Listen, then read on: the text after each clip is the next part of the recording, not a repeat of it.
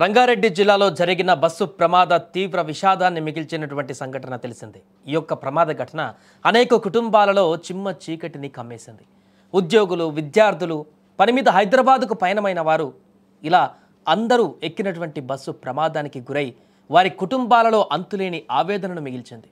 మొత్తం 19 మంది ప్రాణాలు కోల్పోయారు. మృతుల్లో ఒక్కొక్కరిది ఒక్కో విషాద కథ. మృతుల్లో ఒకరు అఖిలారెడ్డి. చాలామంది యువతి యువకులు ఉన్నారు, చాలామంది అమ్మాయిలు ఉన్నారు, కాలేజీకి వెళ్ళవలసిన అమ్మాయిలు ఉన్నారు. దాంట్లో అఖిలారెడ్డి కూడా ఒకరు. వికారాబాద్ నుంచి యాలాల మండలంలోని లక్ష్మీనారాయణపూర్ వ్యవసాయ కుటుంబంలో పుట్టింది ఈ యొక్క అమ్మాయి. నాగ్పూర్ బీఎస్సీ అగ్రికల్చర్ పూర్తి చేసింది. తర్వాత గచ్చిబౌలిలో ఐఐఆర్ఎం కాలేజీలో ఎంబీఏ చదువుతోంది. అమ్మా నాన్నలు కొత్త ఫోన్ కొన్నామని తనకి కబురు పెడితే హైదరాబాద్ నుంచి ఆ ఫోన్ తీసుకుందామని చెప్పేసి, అలాగే తల్లిదండ్రులని కలవచ్చు కదా అని చెప్పేసి అక్కడి నుంచి మేఘ మీదల ఆ సంతోషంతో పరిగెత్తుకుంటూ వచ్చింది. ఇక నా కొత్త ఫోన్ అంటూ మురిసిపోయి శనివారం రోజు, ఆదివారం అక్కడ ఇంట్లో ఉండి శనివారం వచ్చినటువంటి ఆమె హైదరాబాద్ నుంచి ఇంటికి వచ్చేసి ఆ కొత్త ఫోన్ను చూసుకుంటూ తల్లిదండ్రులు, తమ్ముడితో ఆదివారం అంతా కూడా సంతోషంగా గడిపింది. ఆ నవ్వులు, ఆ సంతోషం ఎంత త్వరగా తీరిపోతాయేమోనని కూడా వారెవరికి తెలియదు. అప్పుడు సోమవారం ఉదయం కాలేజీలోకి వెళ్ళాలి, మళ్ళీ స్పోర్ట్స్ మీట్ కూడా ఉండడంతో ఖచ్చితంగా వెళ్లాల్సిందని చెప్పేసి కాలేజీకి బయలుదేరింది. తెల్లవారుజామునే కొత్త ఫోన్ను బ్యాగులో పెట్టుకుంది. అమ్మా నాన్నలకు చెప్పి సంతోషంగా హైదరాబాద్ నగరానికి బయలుదేరింది. ఆ ప్రయాణమే ఆమె చివరి ప్రయాణం అవుతుందని కూడా ఎవరు ఊహించలేదు.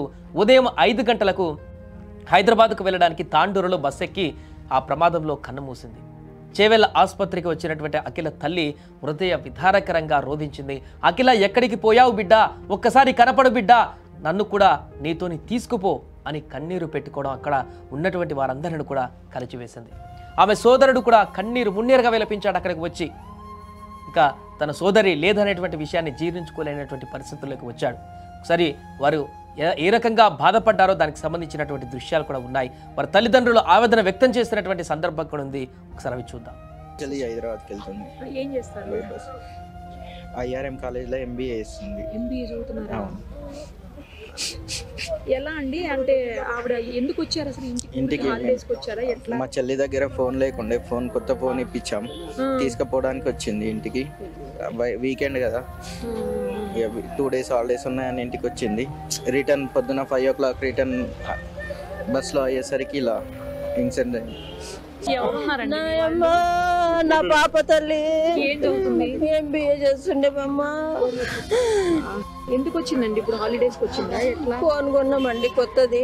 2 days హాలిడేస్ ఉంటాయి మమ్మీ, వచ్చి తీసుకెళ్తా అని వచ్చింది. పొద్దున్నే 5th బయలుదేరింది. ఇంట్లో నుంచి నేనే పంపించేసాను. ఫోన్ లిఫ్ట్ చేయలేదు. ఇట్లా యాక్సిడెంట్ అయిందని తెలిసినా ఫోన్ లిఫ్ట్ చేయలేదు. సో అది ఆ తల్లిదండ్రులు ఎంతో ప్రేమతో ఆ యొక్క బిడ్డకి ఫోన్ లేదని చెప్పేసి సర్ప్రైజ్ ఇద్దామని చెప్పేసి ఒక మంచి ఫోన్ని కొని ఇంటికి పిలిపించుకొని సర్ప్రైజ్గా ఆ ఫోన్ని బహుమతిగా ఇద్దామనుకున్నటువంటి ఆ తల్లిదండ్రులు ఆ యొక్క బిడ్డని ఇంటికి పిలిచారు ఆప్యాయంగా. వీకెండ్లో ఒక పూట కూడా ఇంటికాడ ఉంటుంది, అందరితో కలిసిమెలిసి ఉంటుంది, అందరితో పాటు చాలా రోజుల తర్వాత చూసినట్టు కూడా ఉంటుంది కదా అని చెప్పేసి ఇంటికి పిలిపించుకున్నారు శనివారం. ఇక వచ్చిన తర్వాత అనుకున్నట్టుగానే తల్లిదండ్రులు సర్ప్రైజ్ ఇచ్చేశారు. ఆ ఫోన్ కొన్నటువంటి ఫోన్ని తన బిడ్డకి గిఫ్ట్గా ఇచ్చేశారు. ఇక ఆ తర్వాత మరలా కాలేజీకి వెళ్ళి మళ్ళీ నెక్స్ట్ వీకెండ్ వస్తుందిలే కలిసి ఇక మధ్యలో ఫోన్ సంభాషణలు చేసుకోవచ్చు ఇక నుంచి రోజు తల్లిదండ్రులతో అని చెప్పేసి కూడా అనుకున్నారు. కానీ తిరిగి రాని లోకాలకు వెళ్ళినటువంటి బిడ్డ జ్ఞాపకాలే మిగిలా ఇప్పుడు ఆ తల్లికి. ఇలా అందరి కుటుంబాలు తీవ్ర శోకంలో మునిగిపోయా. ఒక్కొక్కరిది ఒక్కొక్క కథ. ఆ కారణాలు ఎంత బాధాకరంగా ఉన్నాయంటే అనుబంధాలు, ఆప్యాయతల మధ్య నెలకొన్నటువంటి సంబంధాలు ఈ యొక్క ప్రమాదంలోని ఒక్కొక్క కథలో బయటకు వస్తున్న సందర్భం ఉంది.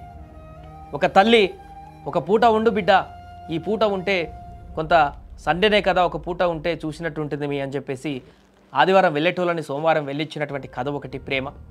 ఇక్కడ ఫోన్ సర్ప్రైజ్ కోసమని ఇంటికి పిలిపించుకొని మంచిగా ఉన్నత చదువులు చదువుతున్నటువంటి బిడ్డ ఫోన్ కోసం ఇంటికి పిలిపిస్తే ఆ ఫోనే ఈరోజు మృత్యుపాశంగా మారినటువంటి సందర్భం ఈ యొక్క ప్రమాదం ద్వారా. ఇంకొక కథలో వీకెండ్ రాగానే ఇంటికి వచ్చినటువంటి ఒక అమ్మాయిని మరలా వీకెండ్ అయిపోయిన తర్వాత హైదరాబాద్ చదువుకోవడానికి పంపించి, అన్నీ ఇవే ఘటనలు. చాలామంది విద్యార్థినీలు, చదువుకుంటున్నటువంటి విద్యార్థినీలే హైదరాబాద్కు వెళ్ళి మంచి ఒక పొజిషన్కి వెళ్ళవలసినటువంటి విద్యార్థినీలే ఈరోజు ఈ యొక్క ప్రమాదంలో అసువులు బాసారు. ఆ యొక్క కుటుంబంలో తీరని శోకాన్ని నింపారు.